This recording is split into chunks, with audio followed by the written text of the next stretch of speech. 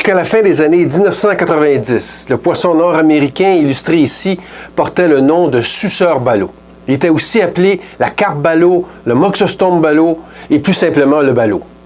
Pendant les années 1990, un étudiant aux études supérieures dans mon laboratoire s'est intéressé à la biologie de cette espèce. Cette espèce d'ailleurs qui est en péril au Canada. Évidemment, les termes suceur et ballot avaient une connotation péjorative qui rendait assez difficile toute communication auprès du public sur le sort de ce poisson. À la fin des années 1990, afin d'améliorer l'image publique de ce poisson, le nom commun a été changé à chevalier de rivière. L'objectif avoué était clair. On voulait un nom commun plus neutre, moins caricatural. Cet exemple illustre que le nom commun d'une espèce peut se modifier facilement et rapidement. Ainsi, une même espèce peut avoir plusieurs noms communs.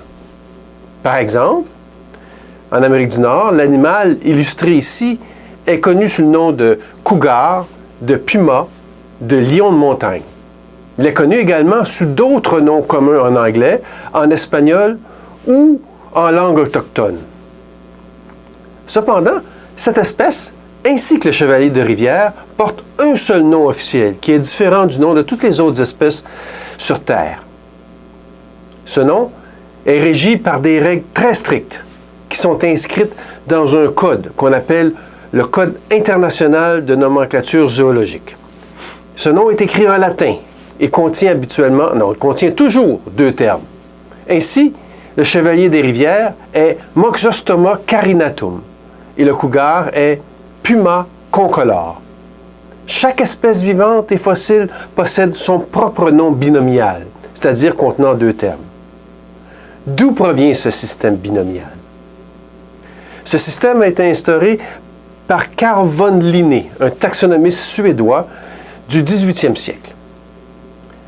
En 1758, Linné a publié un ouvrage important en taxonomie qui s'intitule « Le Systema Naturae ».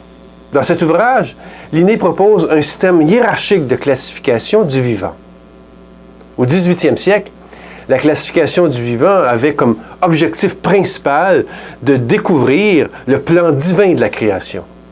Chaque nouvelle espèce découverte était une pièce d'un casse-tête ultime, c'est-à-dire la création du monde. Aujourd'hui, la classification linnéenne est éminemment évolutive.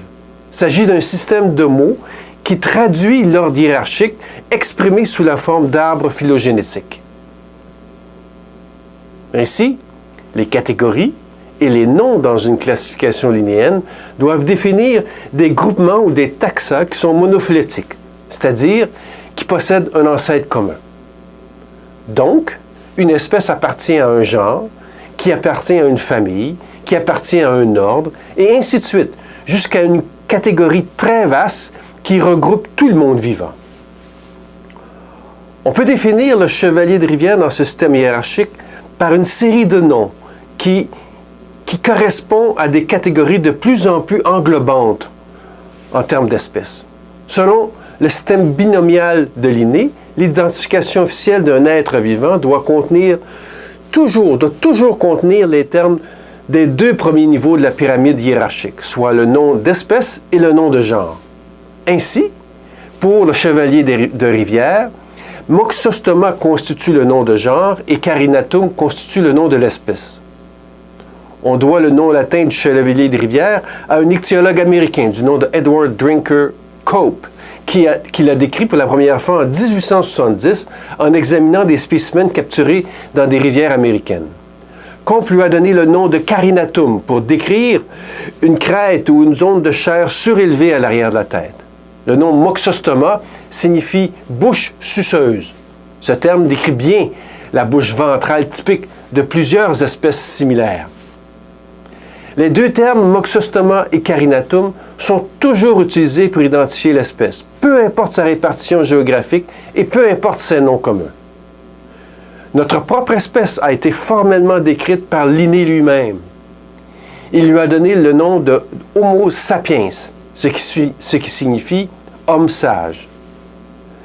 Tout comme dans le cas du chevalier de rivière, il est possible de placer notre espèce, Homo sapiens, dans la classification hiérarchique du vivant.